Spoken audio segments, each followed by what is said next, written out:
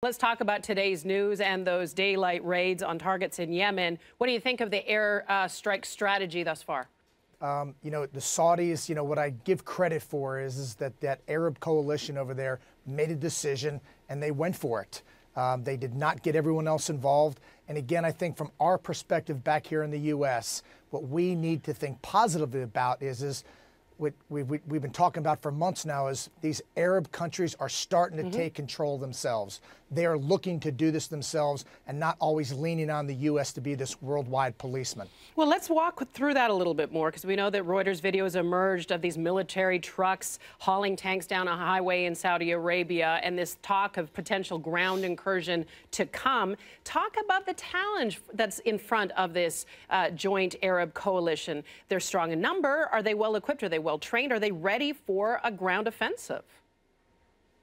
Well, the first thing, Michaela, everyone's got to realize is Yemen is a very difficult environment to work in and to fight in if ever need be. The years I traveled through Yemen in counterterrorism support operations, it's mountainous, it's very difficult. And again, anytime a military force has to go into an away game, as I call it, it's difficult. The Houthis have an advantage. Even though the Saudis have a very strong military, great air force, and they bring numbers and they bring M1 tanks and everything else, it could be a very bloody fight for the Saudis trying to do a ground incursion into Yemen. The U.S. obviously is providing some support sort of logistically, and they voiced their approval of these airstrikes. But do you anticipate the U.S. is going to have to get involved or will get involved at some point?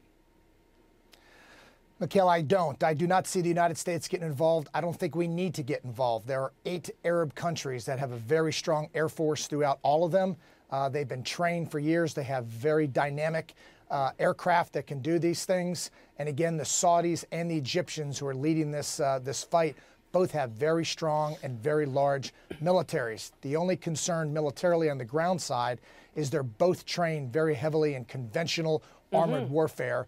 And when you go into Yemen on this type of aspect, it really becomes a guerrilla warfare type of aspect. And with Yemen becoming a failed state, people have said it might become a failed state. I believe it's been a failed state for a while. That gives Al-Qaeda and these other terrorist organizations that want to bring harm on us a safe haven.